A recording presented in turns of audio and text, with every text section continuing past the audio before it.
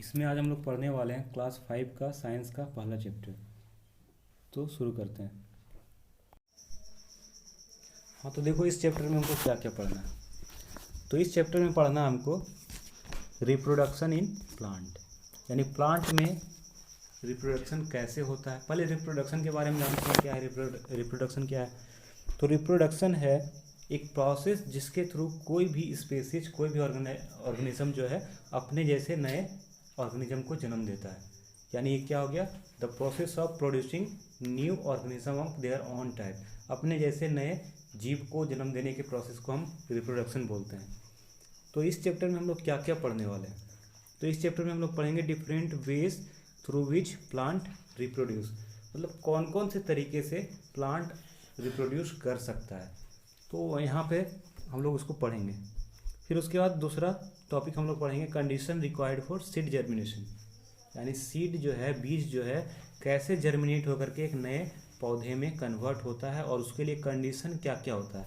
तो इसके लिए 3 कंडीशन होता है, एयर, वाटर और वार्मथ। यानी उसको एयर भी चाहिए, वाटर भी चाहिए और वार्मथ यानी प्रॉपर हीट, प्रॉपर गर्मी चाहिए उसको, तब जाकर के वो जर्मिनेट होकर के एक नए पौधे यानी इम्ब्रियो में कन्वर्ट होता है, इम्ब्रियो में कन्वर्ट हो जाता है। तो ये 3 कंडीशन होता है जो कि हम लोग आगे देखेंगे इसमें। उसके बाद डिस्पर्सल ऑफ सीड भी पढ़ेंगे। तो डिस्पर्सल ऑफ सीड का मतलब क्या होता है, पहले डिस्पर्सल का मतलब समझ लेते हैं। जैसे कि एक पौधा यहाँ पर है, तो इसका सीड किसी भी एजेंट के द्वारा कहीं और जा कर के अगर उग जाता है तो इसे हम बोलते हैं डिस्पर्सल ऑफ सीड। एक पौधा का बीज एक जगह से दूसरे जगह जा कर के जब नया पौधे के रूप में उग करके आता है तो ये कहलाता है डिस्पर्सल। तो डिस्पर्सल ऑफ सीड पढ़ेंगे और कौन कौन से एजेंट के थ्रू डिस्पर्सल होता है वो भी। तो जैसे कुछ एजेंट का नाम अभी हम बता देते हैं आपको। एयर के थ्रू हो सकता है, वाटर के थ्रू हो जाता है, वर्ड्स के थ्रू भी होता है, एनिमल्स के थ्रू होता है, ह्यूमन बींग्स के थ्रू होता है। तो ये सब कैसे होता है उसको भी थोड़ा सा देख लेते हैं। जैसे कि कोई भी एक पौधा है, या फिर जैसे कि पोलन ग्रेन्स के बारे में आप जानते होंगे। तो पोलन ग्रेन जब बर्स्ट होता है तो एयर के थ्रू वो अलग अलग जगह जा कर के गिरता है।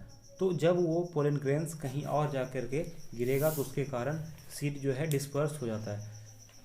उसके बाद वाटर के थ्रू देख लेते हैं। तो वाटर के थ्रू कैसे होता है, तो जब कोस्टल एरियाज़ में जैसे कि नारियल का कोई पेड़ होगा या फिर कोई तार का कोई पेड़ है, तो वो जब उसका फल उस पानी में गिरता है तो पानी में गिरने के बाद एक जगह से दूसरी जगह बह करके जा करके और वहाँ पे वो एक नया पौधा के रूप में उग जाता है। तो यहाँ पर वाटर के थ्रू डिस्पर्सल होगा।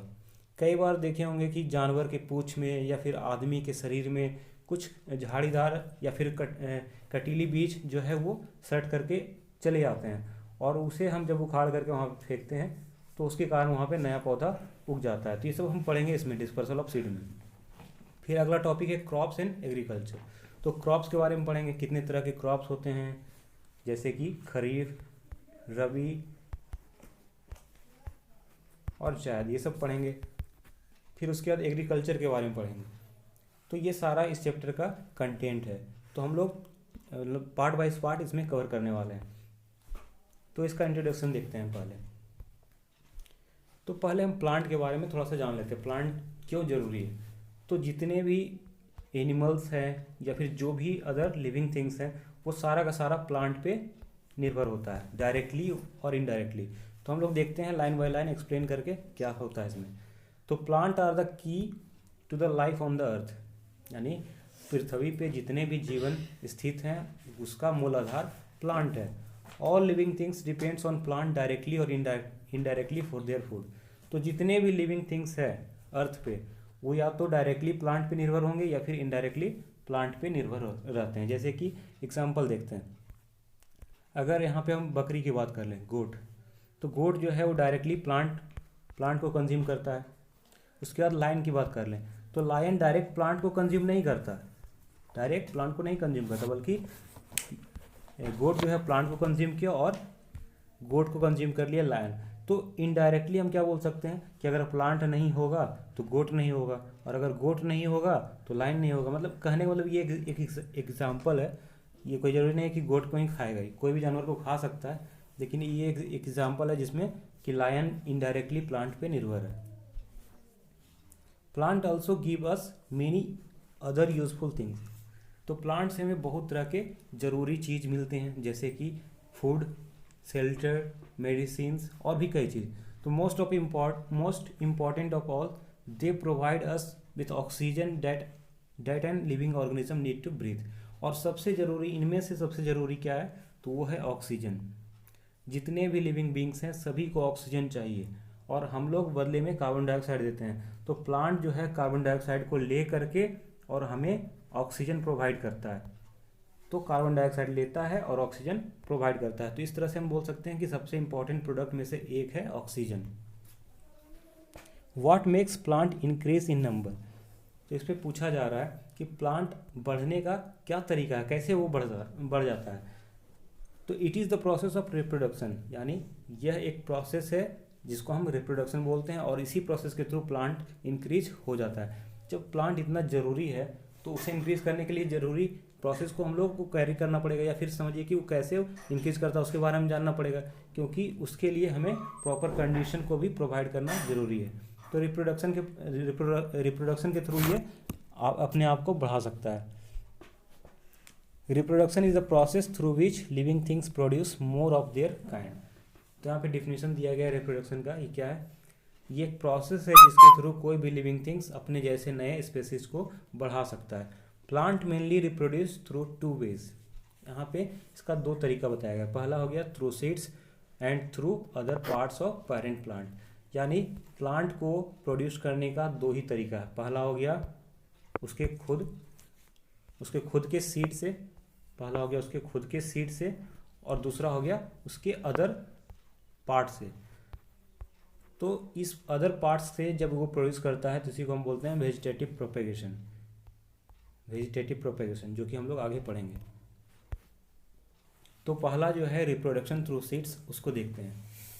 तो most plant grow from seeds.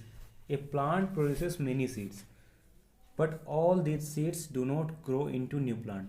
जैसे कि हम लोग जानते हैं एक पौधे में बहुत ही सीड होता है, और उन सारे सीड में से नए पौधे नहीं उगते। मतलब कुछ ही सीड होते हैं जिससे कि हम लोग नए पौधे को उगाते हैं। जैसे एक एग्जांपल लेते हैं, हमने कोई एक क्रॉप लगाया है, जैसे कि मसूर या चना, कुछ का भी।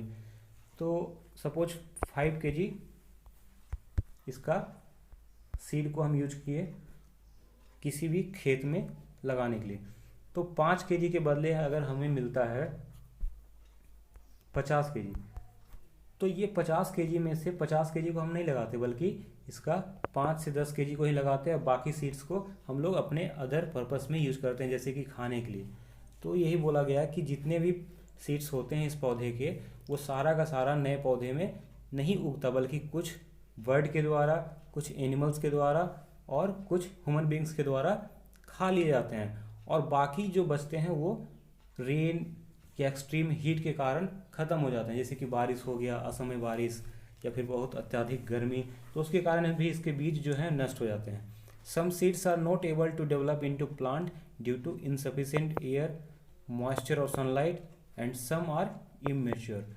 तो इन सब रीजन से सारे के सारे सीड्स नए पौधे में कन्वर्ट नहीं होते, बल्कि कुछ डिस्ट्रॉय हो जाते हैं अलग अलग कारणों से। तो देखते हैं स्ट्रक्चर ऑफ सीड का क्या स्ट्रक्चर होता है। टू स्टडी द स्ट्रक्चर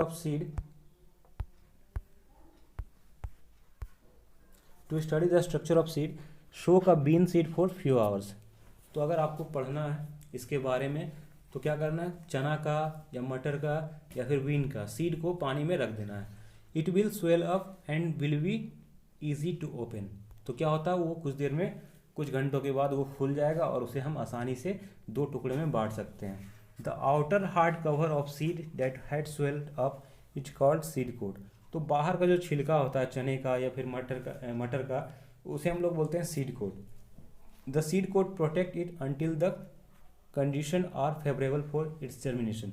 देखिए जो सीड होता है, बाहर का जो छिलका होता है, वो अंदर के बेबी प्लांट को प्रोटेक्ट करके रखता है। और कब तक प्रोटेक्ट करता है, जब तक कि उसको रिक्वायर्ड कंडीशन न मिल जाए, यानी जर्मिनेशन के लिए जब तक कंडीशन नहीं मिलेगा तब तक वो उसको प्रोटेक्ट करता है, और जैसे ही वो कंडीशन सेटिस्फाई हो जाता है तो वो फुल करके अलग हो जाता है, इजीली रिमूव हो जाता है। Remove the seed coat and you will find 2 seeds leaves that is cotyledon. तो जब उसको हम खोलते हैं यानी उसके छिलके को निकालते हैं तो उसमें 2 तरह का देखने को मिल जाएगा, 2 इस तरह का वो बढ़ जाएगा, और इसे हम लोग बोलते हैं कोटिलेडन, जिसको हम आगे दिखा के रखे हैं। देखिए इस फिगर में देख सकते हैं, ये 2 कोटिलेडन है।